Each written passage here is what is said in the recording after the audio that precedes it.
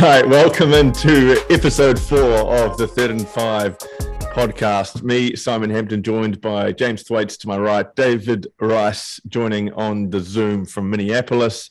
How are you, gents? You can go first. See, I've got a sexy new mic, so you have to go first, Dave. You're on the Zoom, so you go first, and then I'm good, guys. Yeah, okay. All right. Well, yeah, I'm sorry I can't be there again this week. Should be back next week, but I'll get things started with a standard opening of the vessel. That's the way we like to do it. Been good. Yeah, happy to be here. Just a lot to discuss this week on a lot happening on the sporting front in America. Probably a personal highlight of the week would have definitely been Steve Adams manhandling. What was it, Bradley? The other day. That was definitely right up there as the moment of the week. I'm sure that got airwaves all over. Yeah. Check it out on all our social channels. Pretty funny. Basically, I don't know who was it. Who did you say it was? Yeah, you didn't look very confident in yourself as you were saying that, mate. Like, what's going on, Dave? Yeah, I know, but we were full of confidence. I wanted more confidence, but that's probably like not unexpected.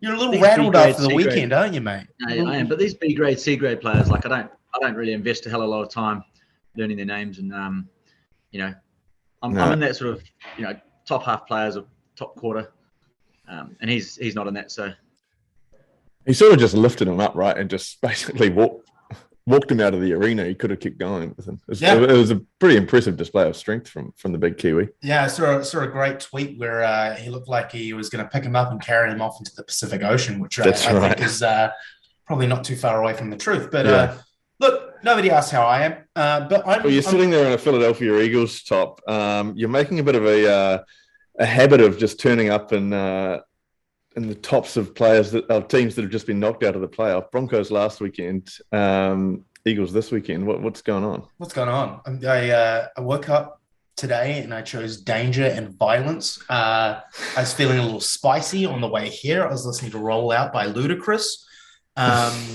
And I came here to get a little bit of truth off my chest. There's something I want to recap for the listeners, which I don't think they heard about, and it's all about this Minnesota trip Dave and I took, and there is something I want to talk about, and that's Dave. So it was 36 hours spent together.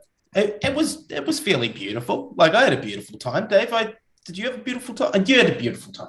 Anyway, so I don't know if you all know this. Should I be here for this? Yeah, probably. But Dave, Si, and I, we all kind of live around each other in Brooklyn.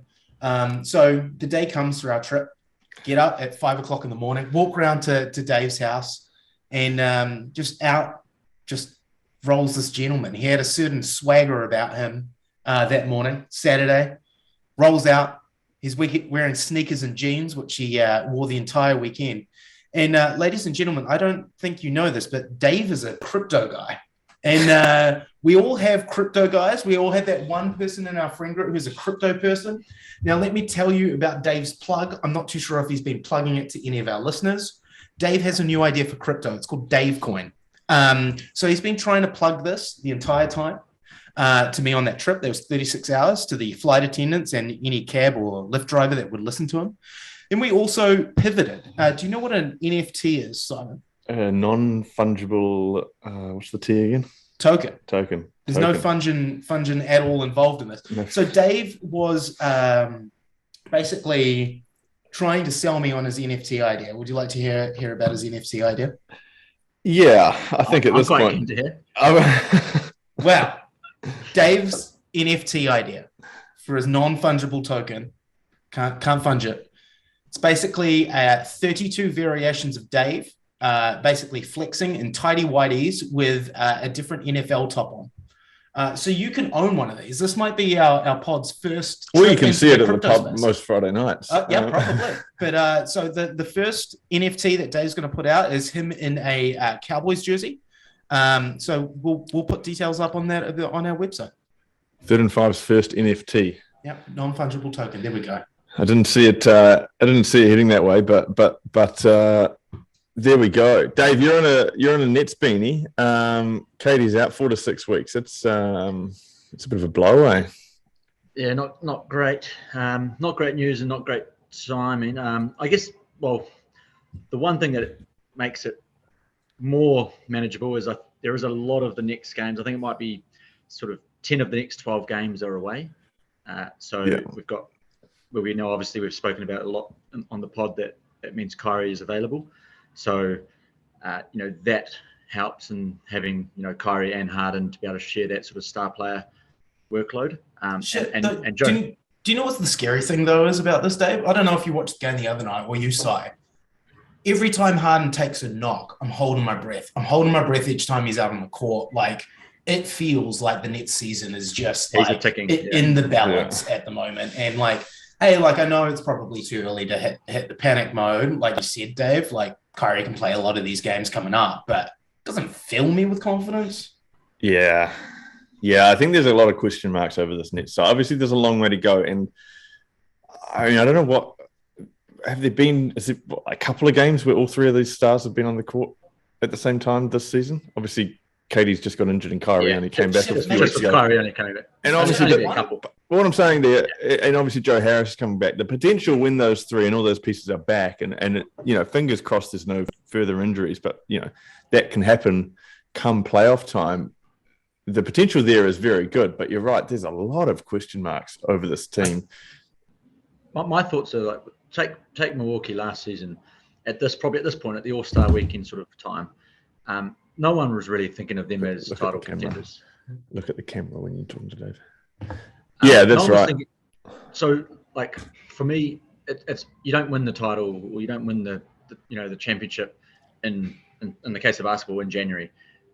So like all that really matters is they can keep ticking along, stay in that sort of top four, ideally top two, to sort of give yourself home advantage and they're sort of deep in the playoffs. But yeah, it's by no means are they kind of written off if with injuries now. It's all about, coming into that March, April, getting that momentum at the right time and then, making that run. And we all know. I think you're right. Yeah. No panic stations right now, but it's not great.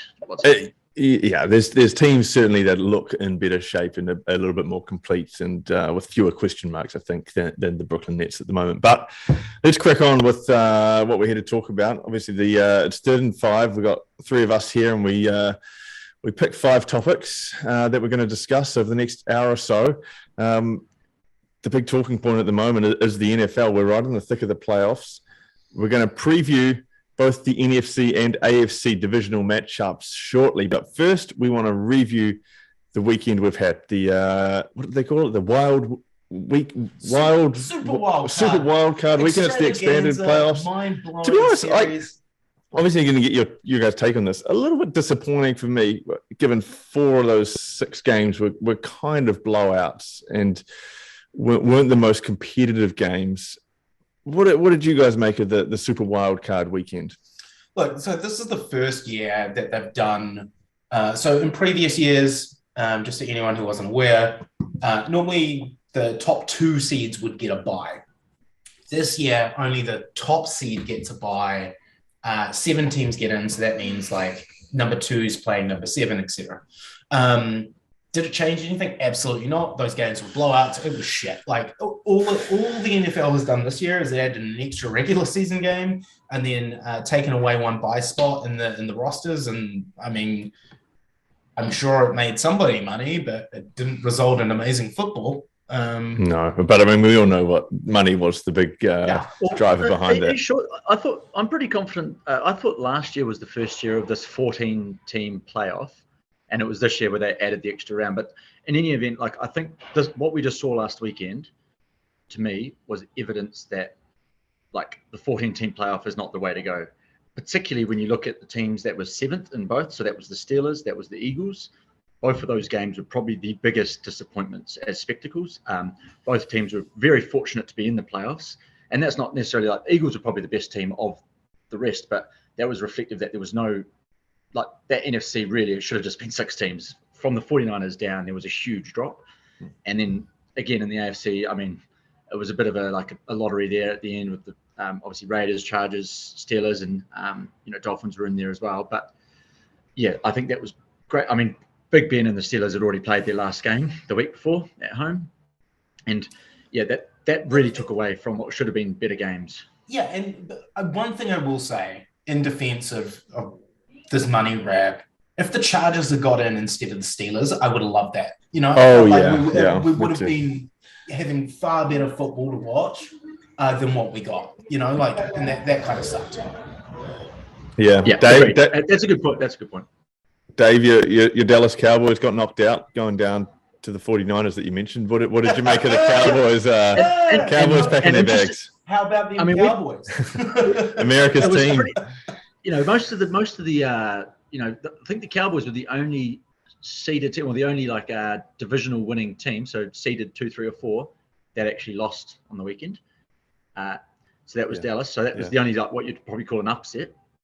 I did say last week I was very nervous about it. It kind of went as I partially was concerned about, because the Cowboys for so many games this year have not turned up in the first half, and that happened again. And they were just, how can you not be up for a home playoff game? The 49ers were far more enthusiastic, far more driven. They were sort of there to play. The Cowboys, and that was from the first drive. And Dave, do you even really think they were there to play? So, no doubt the 49ers were there to play. Felt like the Cowboys weren't. Their O-line was terrible. They absolutely got schooled, even with defensive players out from the 49ers. Their run game, there was an amazing double block by Zeke, which was great. Their passing game was terrible. Dak is a top 5 paid QB in the NFL. He did not perform like that over the weekend. Their defense got absolutely showed up. They obviously didn't game plan for Deebo Samuel at all, or if they did, they didn't show it. Diggs looked awful. I felt really bad after watching the Eagles game, because I really thought they had it in them to come close. The game plan fell apart. I felt a lot better after watching the Cowboys lose. The Eagles are in a position to succeed in the next few years. I don't know if the Cowboys are. They're about to lose their offensive coordinator, their defensive coordinator. They're going to stick with McCarthy, which is awful. They've got Zeke on a huge contract, and they're stuck with Zeke. Who's going to trade for Zeke? They don't have Gallup coming back next year. As a Cowboys fan, I would be very scared. They are not going to be America's team for a long, long time. I think they really went they went big on trying to win this year, and they've got an atrocious record in the last 25 years in playoffs. I think they've had 3 wins in 25 years for a team that's traditionally going into a season talked about as a contender in most years. That's a pretty woeful record, and a lot of those losses in playoffs have been at home, certainly in recent years. It's pretty bad. Another thing that I've noted for those potential conspiracy theorists around COVID, I know we don't want to talk too much about COVID on here. Oh God, where are we going? For me, save us. for me, real good evidence that COVID's a real thing is Micah Parsons was a shell of his usual self on the weekend, and he was still recovering from, I guess you call it long COVID, or just he only had it a week ago, but it was clearly impacting him, and that he was on oxygen half the time, right? He was correct, and that played a big part in the run game that was dominating, where he's probably a key contributor to stopping that in a normal game. Do you know what though? While we're kind of on these conspiracy theories, and I don't think this is a conspiracy theory, but we could go anywhere. I agree with Kyrie. We've got a flat. No. What I was going to say is that, do you know what? Okay, there were 2 key things over the weekend, right? There were highlights and lowlights. The highlight, I think, was the crowd at a whole bunch of those games. That crowd at the Bengals game won them that game. The amount of penalties that the Raiders kicked up just by not being able to call out players and stuff like that was Raiders were awful. Raiders were awful, but do you know who was even worse? The refs. Yeah. There were so many bad refereeing decisions over the weekend. I couldn't believe it. Was it you that sent me that article that was it the Raiders Bengals refs that are not going to be reffing any games for the rest of the playoffs? Yep, correct. Just says about as much as you need to know there. Yeah, there were bad calls all over the place though. I don't necessarily think that ref getting in the way of the Cowboys, when they're trying to, because the ref needs to touch the ball. I think it's that's one of those things where that is the letter of the law. Yeah. But it's unfortunate that there's not one more play. So, and it's unfortunate that it's in that way. Let me put this to you. Let me put this to Dave.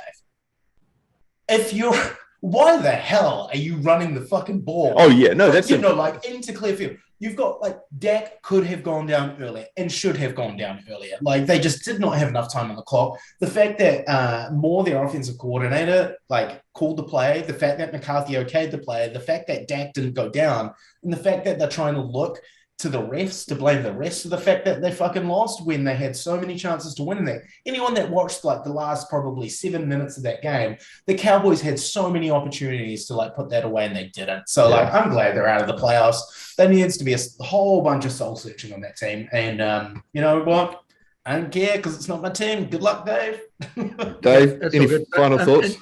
Well, before we move on to the next topic, just for me from the wildcard, super wildcard, I'm moving on from the Cowboys. I think enough's been said. For me, on the weekend, the two teams that impressed me the most are Buffalo Bills and the LA Rams. They are the two teams that came out of the weekend where I'm like, these guys are true contenders now. And watch out. And I mean, that's harsh on Kansas City and Tampa, and it's a reflection that they just had. To me, they played weak opposition, so I'm not going to read anything into their comfortable wins. But Bills, Rams both beat decent quality opposition and really, but I think pretty comfortably. I think we also know that Kansas City and Tampa Bay are already right up there as contenders, and I think the Bills and the Rams probably made the biggest step forward. Yeah, that's a good point. Like the Bucks, they're real banged up. Yeah, that worries me. The Chiefs look good because it's not like the Steelers defense is crap, right? You know, like the Chiefs look really good. So like, but people are ready to write them off because they thought the Steelers are a crap team. Never count out the Chiefs. I think the Bills did look fantastic though. Like, you know, you're 100% in the right. And the Rams looked awesome. I think, you know, with that Bills Patriots game, Josh Allen, 5 touchdowns, 4 incompletions that entire game. That was basically a masterclass from him. No team in NFL history, regular season, postseason, has ever gone an entire game without punting, kicking a field goal, or turning the ball over. Yeah, Buffalo did that on the weekend against Bill Belichick's Patriots. It was incredible. Let's move on to the next topic because we will talk a bit more about these teams in depth and the teams they're coming up against. So let's start with the AFC divisional playoff rounds. We will start with the Bengals traveling to Tennessee to take on the Titans, the top seed in the AFC. They had the bye last weekend. They're getting Derrick Henry back for this match. It's unclear if he'll be on a full workload or if they're going to manage him in some capacity. I would suggest in a playoff match, they're probably going to get a pretty high usage out of him. Guys, what do we think here? I mean, I'm pretty big on the Bengals at the moment. I think Joe Burrow is playing super well. What do you make of this? Dave, lead it off. I'll let you go first because I just spent the last probably 20 minutes. This one could go either way. Earlier, a few weeks back, I picked Tennessee to go deep. The problem is for the Titans and the Packers, you often see this in the NFL, is having that week off isn't always great. So I think for Tennessee, it was probably great news because you had Derrick Henry, trying to get him fully fit, and having that extra week's probably guaranteed that he will be playing a full workload and fit and firing.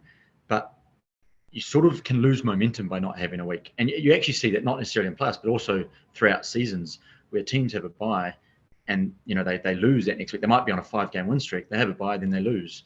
And it's all about just that momentum that you get from playing week to week.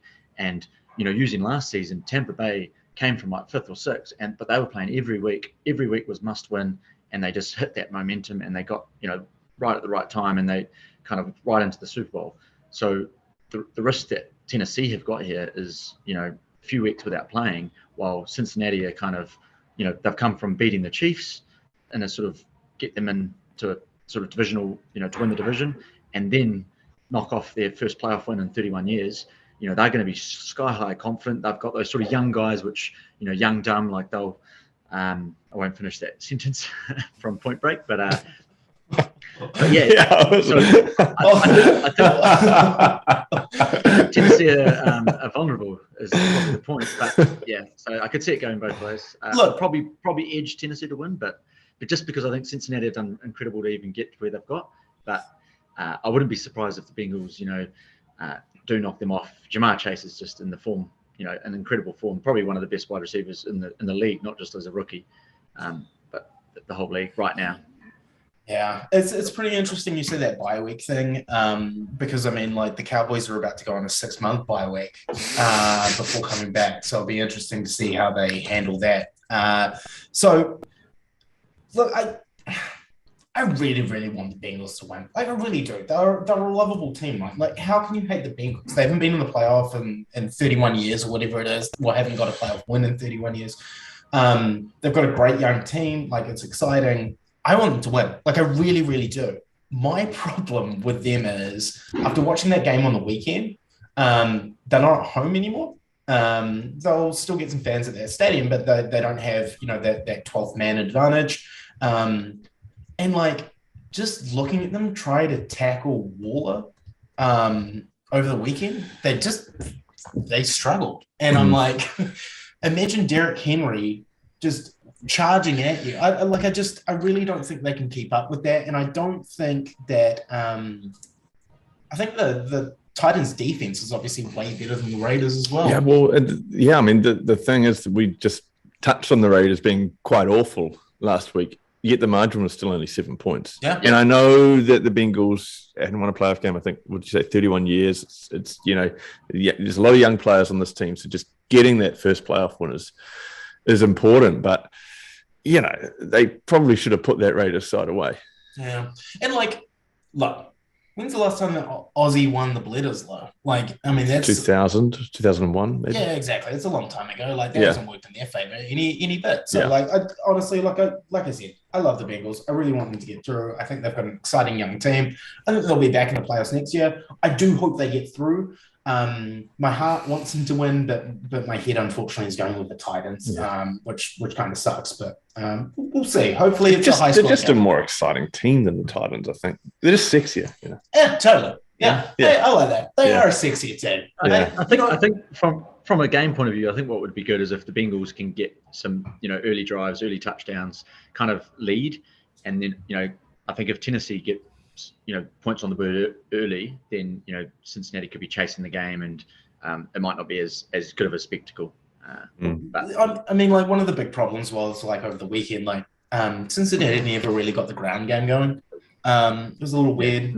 Mixon was a little banged up as well in that game, so I don't know. And their defense got a little banged up as well. So I think all of those things play into it. I liked the way Joe Burrow and the Bengals went into it, which was hey, we know, we haven't won a playoff game in 31 years. And we respect the history, but also that's not why we want to go out there and win. We want to go out and win to be a winning team. And also, I think one other thing is they might now play with a bit of freedom. They've got that monkey off their back, even though, for someone like Burrow's only been there a couple of years, but there is still a bit of a, trying to get that monkey off the franchise's back was probably, big on weighing in on them. And they've done that now. Now it's about just air it out, just enjoy yourself. And, Well, I guarantee in the lead up to that game, they were getting a lot. I didn't follow the build up, but I guarantee the journalists were asking them a ton of questions about breaking the playoff drought, all that stuff, pressure and all that stuff. So even though they might not have been, they might have been talking about not thinking about it, it would have been in their minds for sure. Yeah. And Dave, thinking about going out there and having fun and playing with a bit of freedom, it worked really well for the Steelers over the weekend. So they got first touchdown. The Steelers had clocked off, mate. They probably had a 3-day bender after Big Ben's last home game. Yeah. Oh God. Well, let's move on to the next matchup, which is probably the matchup of the weekend, or certainly right up there. Buffalo traveling to Kansas City to take on the Chiefs. Josh Allen against Patrick Mahomes. It's pretty sexy. I am so pumped for this game. This is I'm hyped. I'm hyped as well. Yeah, this is game of the round. No, I don't think anyone would argue. Yeah. Well, I think the Rams-Bucks game after the Rams' performance is elevated a little bit higher, but I do think Bills-Chiefs Sunday night US time, prime time. It's actually a really good time for us, and often the Sunday night sort of kicks off at 8:30 in New York, which is obviously a bit earlier on the West Coast. But I think I saw it was 6:30. 6:30 Far more agreeable Eastern time on time, a which would Sunday be what 12:30 p.m. on a Monday. Yeah, midday in on New a Zealand. Monday. So Good day for a sickie. Long lunch. Yeah, but look, like super exciting game. If you're a fan of the NFL, you want to watch this game. Yeah. Like regardless of what you think of those two teams, like it's going to be exciting. You're going to see, Patrick Mahomes, slinging the ball. You're going to see Josh Allen, like doing some great runs. In my head, the Bills have this one. I really, really think they do. Their defense is really clicking. They're a great defensive team. Not that like Patrick Mahomes can't keep up on offense, but I just think the Bills defense could probably slow them down a bit. I don't think the Chiefs defense can slow down That's the thing. Yeah. Allen as much as they need to. Is there a concern here that Buffalo's played their game against New England? Like that was pretty much a perfect game for New England. Look, like I think it's a big win, or like it's always a big win, like going out and beating a Belichick defense and a Patriots team. But I mean, did anyone realistically look at that game and was like, yeah, like Mac Jones is going to throw for 400 yards and they're going to run all over the Bills again and like do all these things? Like probably not. So I don't know. Like this is such a good game. I'm so excited. It brings me back to the days where we used to have the Steelers, the Colts, and the Patriots all kind of like going for that AFC top spot. And yeah, it's awesome. I'm excited. Yeah, I think this was the AFC Championship game last year, and I was trying to sort of recollect. From memory, that was a bit of a letdown. Like the Chiefs dominated it. I looked up the score earlier, and it was 38-24 was the final score, but I think that flattered the Bills. So, it was a pretty one-sided championship game, and obviously everyone was pretty excited for that. And I think the Bills will have some like payback there. And yeah, both teams are trending in the right direction. I think the Chiefs were pretty ordinary in the first half of the year we've spoken about. They're hitting their straps now. But I'm with Thwaites here. I think the Bills, they'll be better for the kind of getting to the AFC Championship last year and not making the Super Bowl. They've got unfinished business. I think they're going to be the victorious team here. What I do hope is like everyone, it'll be great to see a bit of it. And you often don't see this in playoff games because of the defense often wins, but it'd be great to see like a sort of a ding dong sort of high scoring 45-42 sort of scoreline. That would be amazing. Special. Where you've got two of the best quarterbacks showing what they can do. Surely Patrick Mahomes isn't putting that up. Oh no, I don't know. He put it up against the Steelers. Buffalo won 38-20 in the matchup this season, but that was back in October, and Kansas City are not the same side they were back then. They were slow starters this year, and they've been in a lot better form since then. Did you know Josh Allen throws up before every game? I didn't. Yeah, real weird. Something about mucus buildup or something like that. There we go. There's a lot of athletes over the years that that you hear have all these, and they're often like elite top athletes that just have this their nerves. Yeah, I know. Before the pod every week, I do. I have some weird rituals. I'm sure. Don't you throw up every week? But that's because you've already had 8 beers. No comment. Tactical bomb to extend the night. Spice coming in from Minneapolis. I like that. That's what we like to hear. Well, I think we're done on the AFC. Two fantastic games. We're looking forward to those. Let's move on to the NFC divisional playoffs. We'll start in Green Bay. The 49ers traveling to Lambeau to take on the Packers. Can't remember who led off last time. Thwaites, take us away. Oh, thank you very much, my friend. What a shit game. I'm really not excited. Regretting asking you to lead off. Yeah, I mean, look, there's rumors coming out today that Jimmy G is really banged up. And there's a chance he might not even play this weekend. Not a big fan of Aaron Rodgers this year. It's not really either. Yeah, I don't know.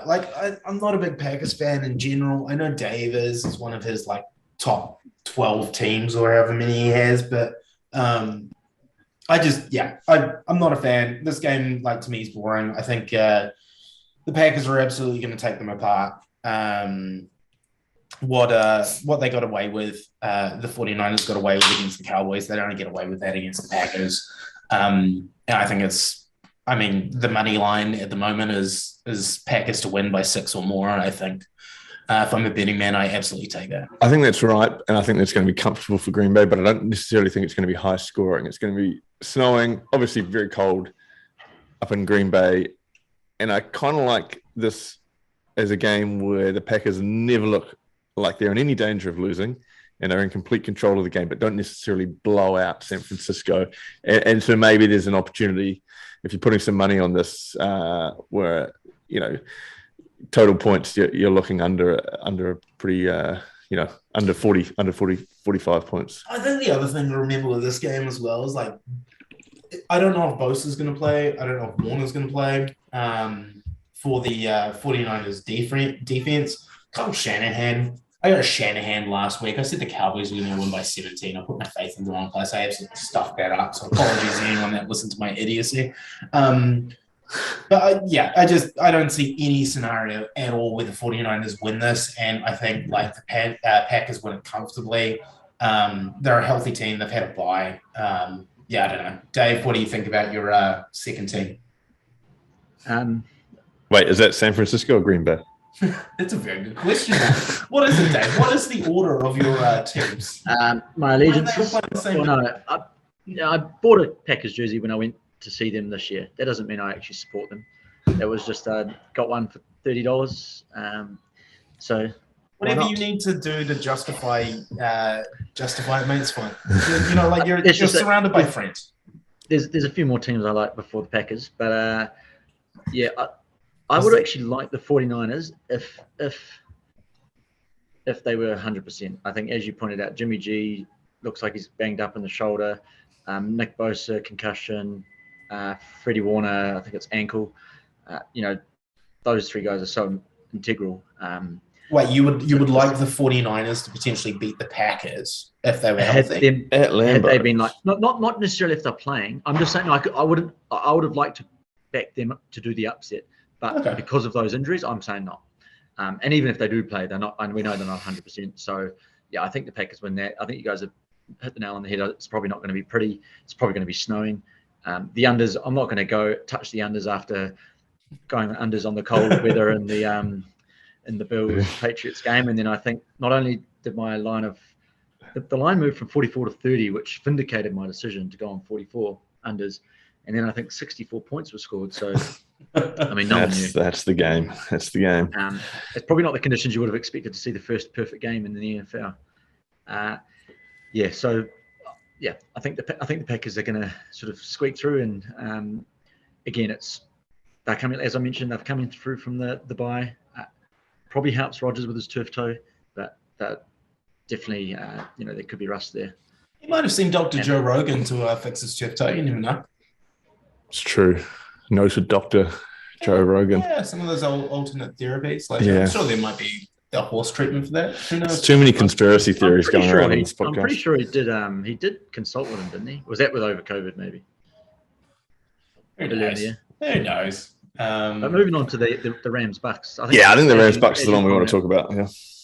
Yeah, I think in both rounds you've got the Chiefs Bills and then the Rams Bucks. Those are the sort of highlight from each conference this weekend, for sure. I mean, like, Von Miller looked good the other day. Rams defense was. Yeah, it's the first game though. Like, Von Miller's had, I think, anyway, in my opinion, since he's moved from the Broncos to the Rams this season, where I was like, oh, he looks good. He looks more comfortable there.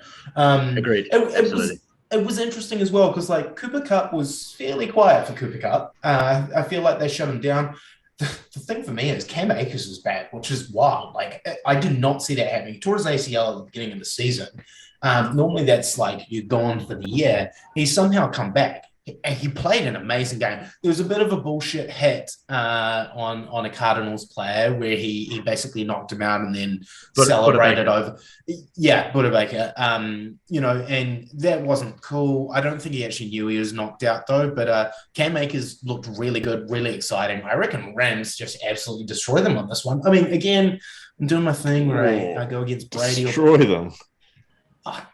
Yeah, I mean, they're underdogs on that on that game. But yeah, I mean, they're going into warm weather. They're going into a pretty banged up Bucks team. Like technically, Rams winning would be an upset according to where the money is on the betting thing. So yeah, like hell yeah, let's go Rams. Dave, you on the Rams in this one? I'm on the Rams. I think last week was probably the first time since they kind of assembled their, Marvel super team during it's called Avengers, mate, which might get us sued by Disney, but it's the first time since Adele. I like the way they released trailers at halftime. Sorry, Dave. Yeah, it was good. Yesterday they released like a Moon Knight trailer. It was just good. It's a Disney Plus series. Look kind of cool. It's kind of cool. Good something to watch at halftime. Anyway, can carry on. Sorry, Dave. Yeah. Obviously, the Von Miller, Odell Beckham sort of signings. I think, like as a team, they haven't really kind of looked as good as they do on paper until the weekend. And so I think again that's perfect timing to sort of start hitting your straps and. When that defense is firing, they're going to get a lot of stops. I think I saw the Cardinals. I think the first 4 or 5 drives were 3 and outs. Actually, it was probably 4 3 and outs, and then a pick six. So, it was that defense wins championships at this, but they've actually now got the defense kind of took them to the Super Bowl a few years ago, and then it was one of probably the most boring Super Bowl in history that the Patriots won. But they've now got the offense to kind of go in with that. And you've got obviously Cooper Kupp taking double teams, which frees up Odell Beckham for the one-on-ones, and he's getting a lot of touchdowns. And you got guys like Van Jefferson as well, and you got Higbee at tight end. I think one of the interesting things was I'm all for seeing Stafford win a Super Bowl. I also found it very interesting. I'm not too sure if you both saw the stat how the current record holder for most yards in a season. Kelvin Megatron Johnson was at the Detroit Lions with Matt Stafford. Now Cooper Kupp almost gets there. Obviously, a game extra, but with Matt Stafford again. It's pretty cool. Yeah. Obviously, both very different players. You got Megatron, who is just a massive full-body wide receiver, and then you got Cooper Kupp. But yeah. Yeah. All right. Well, we're done on the NFL. I think we might be. I think we're done. Dave, do you have anything else? We're gonna draft to do next. So. Yeah, Dave, any final thoughts? No, I'm up. Yeah, let's hope to see the goat go down tonight, this weekend. You don't want to talk about Zeke's overpaid contract? No? Okay, we'll shift. We'll move on. Your quarterback encouraging violence against referees. Yeah, correct. Enjoy McCarthy, mate. But anyway, let's move on. So enjoy the Eagles fucking up the draft again. Mate, year after year. That was one of my notes. I was like, look, we need to get rid of Jalen Reagor, and he needs a fresh start somewhere because that Justin Jefferson thing is just hanging over his head. But hey, look, we got 3 picks in the first round next year. I'm sure we can fuck up at least 2 of them, but hopefully one works out. One hits. All right. Three is like a chance. Well, let's move on from the NFL. Move over to the NBA All-Star weekend coming up. I don't know. Is it the weekend? The All-Star game. All-Star games coming up soon. So we figured, given we're in the middle of the season and we were sort of unsure about what to do with topics, we figured we'd draft our NBA All-Star team. So what I've done is cheated. Apparently, I've cheated. Colluded with my dog to get the top pick. Correct. Overall. I mean, so anyone that didn't see, I'll just, before you mug me off, I'll just give a little explainer. Go to our social feeds. There's a video there.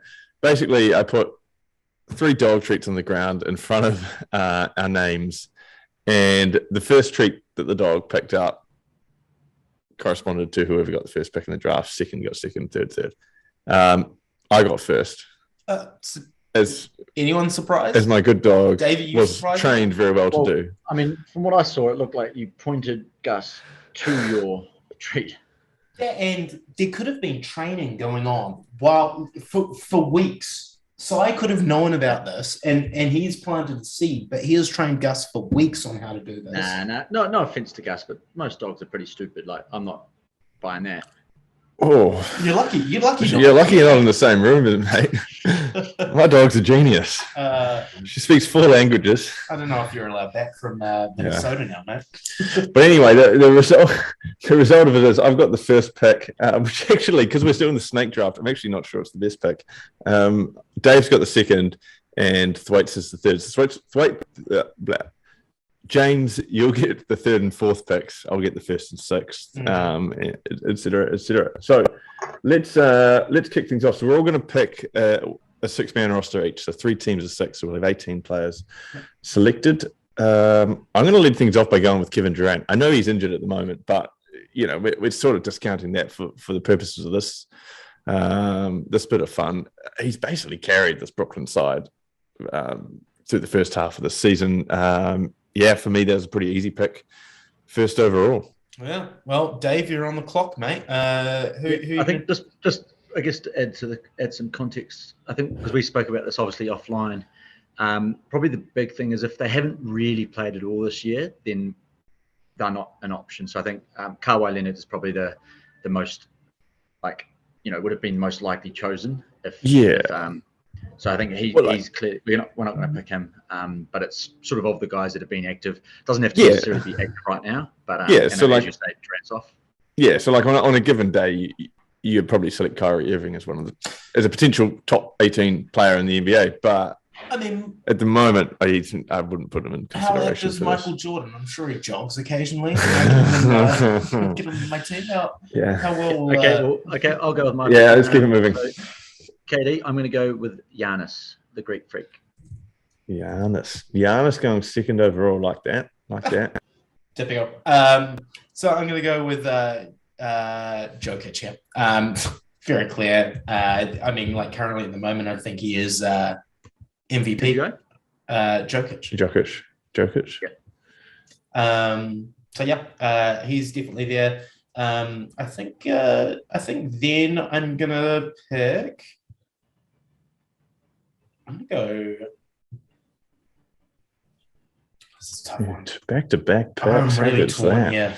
I'm kind of in my head. Do I go LeBron James and go down there? Do I go Trae Young? Do I go Luka? I think here I'm going to have to go. James Harden.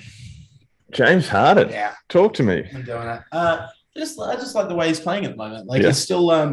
I mean, like one of the big complaints about his game was that all he does is draw fouls. But like, I mean, you watch him really closely. He knows exactly what he's doing. It's also very valuable. It's not really a complaint. Correct, but like, I think there's the intelligent part of his game, right? Is like he's dribbling, and he's doing what he does, like, and he's can like go either way around you. Players will put their arms up as to try stop him doing it. As soon as he sees that, he moves up in a shooting shot, which I think is hey, I mean, he's playing to the rules. Richie McCaw did it with the All Blacks, so why not? Good on him. Dave, you're on the clock. I'll go Joel Embiid. So I think obviously Jokic was also. I think for anyone it would have been first choice in the centre position, but I don't think you lose too much with Embiid. Mm-hmm. Carrying that 76ers team into playoff contention, obviously without the high profile, lack of Ben Simmons. So nice. Yeah, well, I'm going to move along, and with my second pick, I'm going to take Trae Young. Nice. Love the Atlanta Hawks star. I think he's a fantastic player, and going to love him running the point. And then I've got back-to-back picks on this one, so I'm going to add LeBron James. Nice. Bit of star power, pair him with Durant. Appears for a pretty imposing front court. The Lakers obviously not having a great season at the moment, but I still think LeBron is, it's not really been his fault. It's not really been his fault. You're right. He's still very much worthy of a spot on that roster. So he's shifted around as well. He was playing center. That's right. He was, wasn't he? Yeah, and he was doing pretty well. Yeah. Good call. All right. Dave, you're up again. I'm going to go probably who's been one of my favourite players of the season. Don't think he's necessarily going to be in mix for the MVP, but certainly been one of the highlight reel players of the year, DeMar DeRozan. Oh, yeah. DeMar DeRozan. And that's really that's definitely recognising or, form player, because you've got some other sort of players that probably have more recognisable names, but I think for me, he's been one of the form players of the year. Mm-hmm. Love it. And a big part to why the Chicago Bulls are currently top seed of the East. Mm. Awesome. Is that me up? Yes. Yeah, I can't believe I got this far and I'm able to get this player. I'm going to take Steph Curry. Yeah, I was wondering when Curry was going to go. I was honestly very surprised he didn't drop off. And I go back to back, don't I? Yes, you do. Yeah, I'm going to grab me some Luka Doncic. Luka Doncic. Jokic and Doncic. Nice. I'm pretty happy with my team so far. You guys' team sucks. Well, I'm sure everyone on the socials are telling us their thoughts. Dave, you've got your fourth pick now. Yeah, well, I was definitely going all in on Doncic there, so it was a high risk. Maybe I should have held back and gone Doncic before. But I'll go Ja Morant. Oh, you absolute pro. Yeah, he's just taken. He snatched my pick out of thin air. Ja Morant, what a player, right? Yeah. That Memphis Grizzlies side is going to be fun to watch for. It is a lot of fun. Next couple of seasons. Glad Adams is there as well. It's cool. It gives it an extra fun reason to watch. It's I'm just got a panic. Search for someone to pick here. You know what? Big fan of Chris Paul. Love this Phoenix Suns side. I'm going to put him in my backcourt with the young guy, Trae Young, and go with Chris Paul. All right. Chris Paul with my fourth pick. And then I got to pick someone to round out. I'm double picking here to round out my starting five. And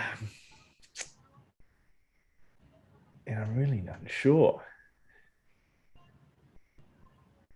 There's options here. I'm really struggling as well because I don't want to give you any hints at all. No, this is where you got. I mean, I follow the NBA, but I'm not in the NBA. I think you guys are more in the NBA than I am. So, mate, if you're trying to set yourself up with excuses already, that's fine. You're not. Oh yeah, I mean, obviously my team's still going to be the best, but yeah. I'm going to pick Draymond Green. Okay. Draymond Green solid. is right. Rounding out my starting five. All right, Dave, you're up with your fifth pick. To continue my little bit of youth, Devin Booker. Oh yeah, close mine out. There's a name I could have like that. Mine's probably going to be an All-Star team of 3 years' time. Maybe not this year. Oh. Well, that's a shame for you. You've just admitted to everyone that's listening how trash your team is this year. Yeah. Moving on to my championship team, I'm going to take Jimmy Butler. Nah, Jimmy Butler. What's there not to like about Jimmy Butler? Not a huge fan, eh? I think I would have taken Tatum over him, eh? Of course you would. And then I've got back-to-back picks. You've got back-to-back. You're picking a sixth man here. Yeah, Karl Anthony Towns. I don't even know how he's still. Hang on. No. Wait. Sixth man. I thought sixth man you had to be like a bench player. Yeah.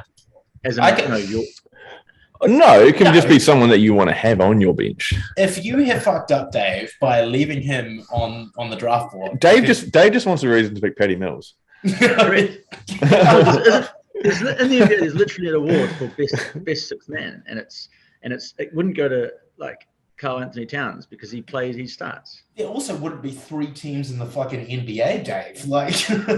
Come on. All right. So okay. If you want to pick Patty Mills, look, by all means, I would cycle that team round a bit more, maybe with Karl Anthony Towns on there. But I think I've just fucking nailed this. I think you got stuffed. Go ahead. Who's up? Yeah, it's you. No, it's not. It's me. I'm picking Hang on. No. You picked first. So we're snake, right? We're staying back to Dave. Yeah, here we go. At the other end, we stay back to me.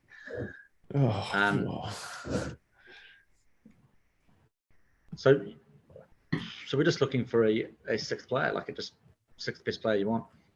Correct. Yeah. All right. I'll go Donovan Mitchell. Donovan Mitchell. All right. I mean, my options were Patty Mills. This was my way of picking Patty Mills. It was going to be Patty Mills. I don't think he's in the top 18 players in the NBA, unfortunately. Or Kevin Love is another decent shout. Kevin Love would be good. I'm going to pick my sixth man. I was tempted to go with Steven Adams, just because he's great for the morale. Great for the morale on the bench as a sixth man. Also, putting him on the same team as Draymond Green after their tussles back in the, I don't know, when was it, 14, 15 NBA playoffs. But we'll take this seriously. So it won't be Steven Adams. I'm going to go Rudy Gobert to round up. Damn it. I was going to say, looking at the players that we've left, Gobert was up there. Obviously ignoring that, amazing dunk that Westbrook got on him the other night. But the thing I think about with Rudy Gobert is, remember at the start of the pandemic, very start of the pandemic, he went into his press conference. And this is just before they shut everything down. And he gets up and he walks out and there's 15, little recorders on the desk. And he just touches his hands over all of them, which is, pretty outrageous looking back. But it's kind of interesting. Just for everyone that's listening, some of the players that we've left up on our board: Paul George, playoff P. Hasn't been playing that much. Actually, you forget about him, right? Yeah, he's out at the moment and he's on rest for the next 4 weeks. Tatum, I don't think got off the board. Fred VanVleet's still there. Damian Lillard. Zach LaVine. Correct. Pascal Siakam. Davis? Did you say Davis? Big fan of him. I want to see Siakam Davis. hopefully on a new team. I really like Siakam. Brandon Ingram. We got a lot of... Well, let's just run through our rosters quickly. So I've got Kevin Durant, Trae Young, LeBron James, Chris Paul, Draymond Green, Rudy Gobert. Quite a few veterans in there. Quite an old team. Dave's got Giannis, Joel Embiid, DeMar DeRozan, Ja Morant, Devin Booker, Donovan Mitchell, a lot younger, and Thwaite's picking third and probably coming third in this. Has got Jokic, James Harden, Steph Curry, Luka Doncic, Jimmy Butler, and Karl Anthony Towns. I mean, we could be sitting here debating who would be the best roster of six on this for ours, but we'll put them up on our social media pages, and you can share your thoughts on who we should have drafted or who would win. This is where fucking Gus is going to magically have an Instagram account appear, start following the page, and vote for your team, isn't it? You're assuming that doesn't already exist in multiple formats. You just go to Third and Five podcast on Instagram and look at the followers, and half of them are just Gus 1, Gus 2, Gus 3, Gus 4. That was a fun exercise, guys. It was fun. We'll do a couple of them. We were talking about this, actually. We're thinking about doing some more drafts like this. When there's a little bit less to talk about, ideas would be, drafting your NBA team of the 2010s or stuff like that. Yeah, I would. We'll also eventually, hopefully, get into that big debate of, would the top Golden State Warriors team beat that Bulls team of the 90s and a couple other debates. It's a surefire good debate. Yeah. Well, let's move on to the fifth and final topic of the show, which is where we all put together our $5 three-way multis for the upcoming weekend. Let's head over to Minneapolis. Dave, do you want to lead us off with what you've got this week? Also, maybe we should do a little recap on how we went last week. We should, which is terrible across the board. Absolutely. We're all There's terrible. The recap. If anyone followed us and did our bets. I'm sorry. I don't know if I'm sorry, but Dave's definitely sorry. The thing is, go on. I think what I'm going to do is I'm going to listen into what SI does, and then my multi is going to be the opposite. That's kind of what I took out of last weekend. Yeah, I got 1 out of the 3. It was probably the longest odds as well. The longest odds. Pittsburgh getting first touchdown against Kansas City. Well, you also did choose Chelsea to beat City, and then Chelsea, the powerhouse that they are, drew 1-1 with Brighton Hove Albion today. So, that's right. And lost Man City earlier. Terrible.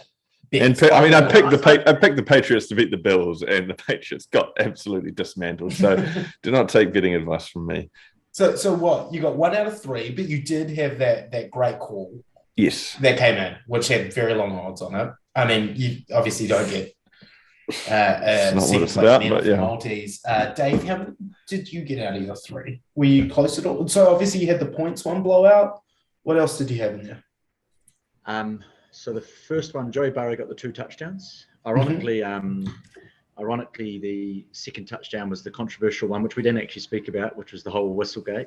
Yeah. I actually kind of am happy that was given. I don't think there was anyone. No, not from a betting point of view, but I don't think there was any Raider anywhere near it. So who cares? Like, I don't think it impeded the Raiders. Like, they would argue that the guy stopped, but I think that the safety was never getting it. So, yeah, it was actually just bad refereeing. But yeah. I mean, also it's the Raiders. Who cares? Yeah. So that 2 touchdown, that was the second and only last touchdown he got for the game. So that was good. The unders, obviously, we talked about, no good. And probably as bad as the Patriots-Bills bet from Cy. Rams halftime. No, Cardinals halftime. Rams full time. What was it at halftime? 21-0? Something like that. Man, they were not looking good. Not at all. What I actually meant to do was the Cardinals won't get a first down in the first half. Nice. So easy mistake to make. So who's leading us off this week with their first betting picks? I was going to go with Dave. Dave is going to give us your picks. Okay. I can't. The thing is, I can't go first because you'll all just follow me. You'll all just want to. I think Dave actually had some good advice in doing the exact opposite of what you did, and I think we'll be walking away with a lot of money this week. Dave, take it away. All right. So multi this week. I'm going to go. All of them are going to come from the NFL divisional round. I think it has to this week, really. First of all, I'm going to go Bengals game. I'm going to go Jamar Chase. Talked about him earlier. Big fan. Putting up big numbers lately and all season. I'm going to go overs on his 78.5 receiving yard line. So that's paying $1.90. I kind of see the Bengals. We sort of talked about how the Titans are probably going to be too good here. I think that actually helps Jamar's chances of getting a lot of targets. And, when you're sort of playing a little bit of catch up, Joe Burrow, there might be a few intercepts, there might be a few missed targets, but I'm sure some of the bigger plays will probably feature his number one guy. Second bet is going to be the Bills to upset. Well, I don't know if it's an upset, but the Bills to beat the Chiefs head-to-head. Not going on any line or anything, just Vegas considers simple head-to-head. Yeah. Yep, $2.05. I think Bills have got this one this year. And then the last one, the Rams-Bucks game. Gronkowski anytime touchdown. The Gronk. Yeah, Brady's number one guy. And I think he got a touchdown over the weekend, didn't he, too? Yep. Him and Evans probably. They ordered, basically. Nice. Yeah, I like it. I mean, if you want to be a bit more aggressive, I do like the option of doing Gronk and Evans, anytime touchdown together. I think that's quite a good. I think Brady's going to be slinging the ball around that much. They're not playing the Eagles again this week. Yeah. That's true. Yeah, but I mean, he's been massaging his numbers all year. He'll be definitely looking for a few throwing TDs, no doubt. Yeah, we'll see. I still like that cheeky Giovanni Bernard kind of just dump off in the backfield to get touchdowns. But yeah, great bets, Dave. I can't wait to talk about how they blow out next week. Yeah, I think just before you start there, I'll say so that's at the moment. I mean, the odds can shift a little bit before the weekend, but that's about $8 for return for that. Now there's obviously some. You might be able to get a booster on that. So yeah, not a huge return, but bit more conservative than I was last week. Trying to get my first W on the. It's probably sensible given how things went last week. What about you? Yeah, I'm taking Packers to win to beat the spread. So Packers are minus 5.5 at the moment. So I'm taking that. I think the Packers absolutely clean up there. I'm taking the Rams to win against the Bucks. Yeah, I know they're playing in Tampa Bay. I don't care. I think the Rams defense is great. I think their offense is exciting. I'm all for it. I'm all for Cam Akers, just taking them to the Super Bowl. And then Bills to win as well. So technically, Bills and Rams are both underdogs in those games. Not like massive underdogs by any stretch, but yeah, so it's my multi. It's about $9 worth. Yeah, I'm pretty confident. Both pretty boring and conservative. Oh, they are, but like, it's hard as well. Like, I mean, part of me wants to do Cam Akers' first touchdown, multied with Joe Mixon under 7 rushing yards, and then Tom Brady to throw 2 interceptions. But here we are. Here we go. I think we can be confident in knowing that these are not the only bets our man Thwaites will be placing this weekend. This is just the little $5 multi or the little multi that we're doing, but he'll have a few fingers and a few other pies. I suspect so. A few free bets now that gambling's legal. Yeah. That's right. Yeah, well, there's been the offers on the betting agencies have been unreal for the last few weeks in New York. Well, the bet I'm going to go with is I'm going to start by going 49ers at Packers, total points under 39.5. I touched on it earlier. I think the Packers will control this game, but not necessarily run away with it. I think they'll always be comfortable. But forecast, snowy conditions and cold, I think it could be a low-scoring affair. Up there in Lambeau. So yeah. it'll be a 45-42 Packers win or something. Then I've got Bengals to beat the Titans, just straight up there. I don't think there's too much more we can talk about with that. And then Bills to get the first touchdown against Kansas City, because that worked so well for me last week with the Steelers getting it. And the Bills are a much better team than Kansas City. I think Kansas City's defense is, there's holes in that defense, and the Bills, particularly if they get first possession of the football, then potentially they can score first, and there's money to be made there. So that would pay around $17 all up for that 3-way multi. That's actually a really good one. Yeah. I'm always tempted to get on that myself. $5 give you about $85. What were the odds of that? The under 39? Is that where you got the value? $3.50. The Bengals paying $2.60, and then the first team touchdowns at $1.87. Nice. I really like that. I think that's good. Yeah, I think conceivably, guys, all of our multis could be killed by the Chiefs this weekend. Yes. Chiefs get the first touchdown and then go on to win, and we're all dead. Yeah.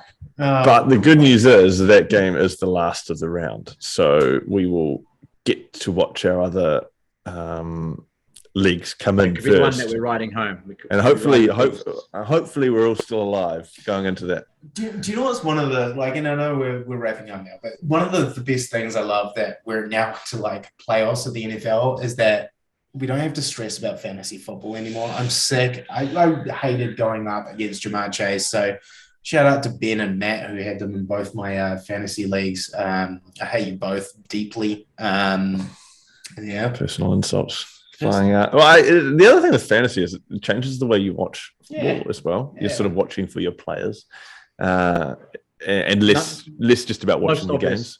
Most obvious when you're with a group of mates like we would have been last, during the season, and you're at the bar or somewhere sort of where you should be socializing. Usually people are on their phones. Most people are on their phones just checking how their fantasy's going.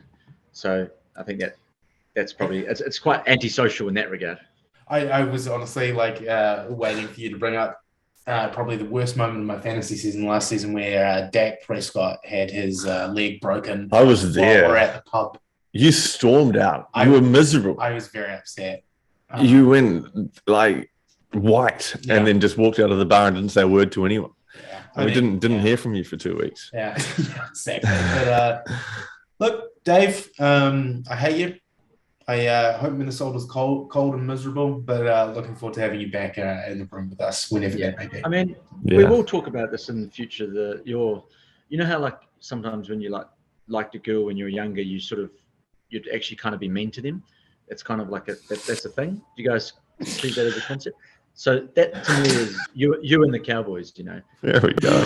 I thought you were going to talk about me and you for a second. I was like, No, you always mug off the Cowboys. But for me, there's actually a deep underlying love and respect for them, and love. And I'm just watching that, and I'm sure we'll continue to talk about it in the weeks to come. Dave, all I can say, mate, is that there's no respect for a team that spends $1 billion on a stadium, builds it east to west so it blinds their own players half the time, and then builds the screen low enough that the punters are kicking the ball into it constantly. So, in saying that, what the fuck? It's us. Anyway, let's wrap it up, guys. Some awesome weekend. Awesome weekend. Well, it will be an awesome weekend of football this weekend. So, we'll have plenty to discuss on next week's podcast. Thanks for listening to 3rd and 5.